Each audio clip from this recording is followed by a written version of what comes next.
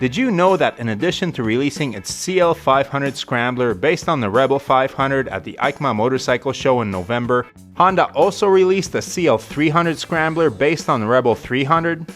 Honda's CL500 has evoked some excitement, promising to be a reliable scrambler with decent performance.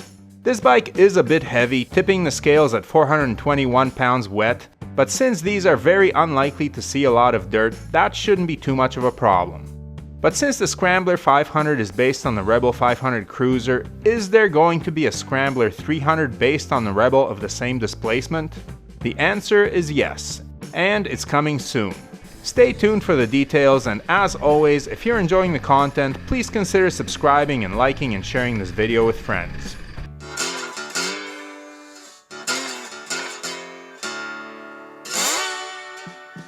Most Scramblers are either big or expensive or both. The 1200cc and 900cc Triumphs and even 800cc Ducatis are pricey and quite powerful bikes for experienced riders in Western markets. So there was quite a bit of excitement when Honda came out with the CL500, which sports Honda's 471cc motor, a twin of sorts to the Rebel 500.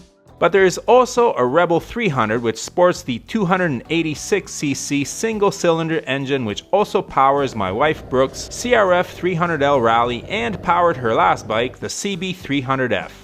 Both of these Rebels are close to identical with the exception of swapping the engines, which then opens the way to swapping them in the CL Scrambler as well.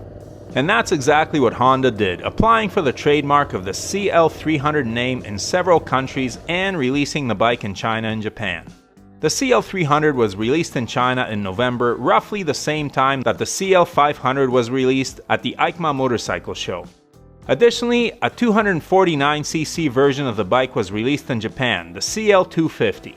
Not a surprise, as often Japan gets 249cc versions of larger bikes due to restrictive laws which make the ownership of bigger motorcycles inconvenient and expensive.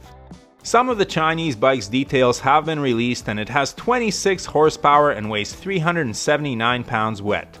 This is about 20 horsepower and 40 pounds less than the CL500, with the 300 presumably being considerably less expensive. The horsepower figure is about what you'd get out of the other models with that engine. However, the weight is on the high side, as both of the bikes Brooke owned before weigh under 350 pounds wet and have the same engine. Still, the power is enough to ride all day below 60 miles per hour or 100 kilometers per hour, and even hit short stints on the highway. It also seems like the accessories made for the CL500 will be available for the CL250 in Japan and perhaps the CL300 as well.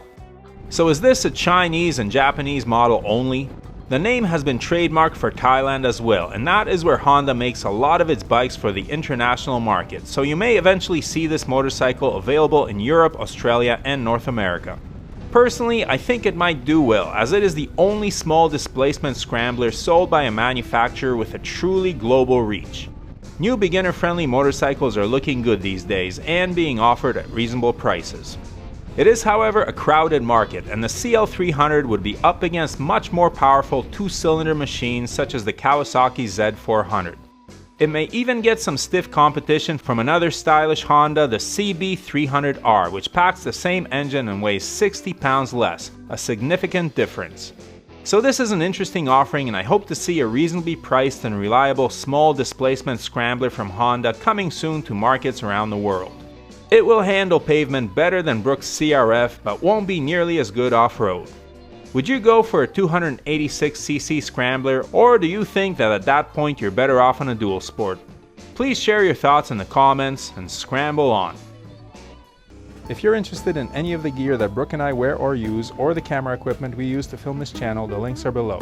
Everything listed there was bought with our own money, and we are not sponsored by any company. However, the links below are affiliate links, and the channel is paid a small amount for referring you to shop at no additional cost to you. We do not recommend any products that we are not satisfied with ourselves, but we do strongly urge you to do your research and select the correct size for items like helmets and clothing. As always, thanks for watching, your support is greatly appreciated. Please hit that subscribe button, give the video a thumbs up, and leave a comment below. And whatever you ride, enjoy it. Wave at other bikers no matter what they're riding. We're all part of a brotherhood and sisterhood. Keep the rubber side down, shiny side up, and may the spokes be with you.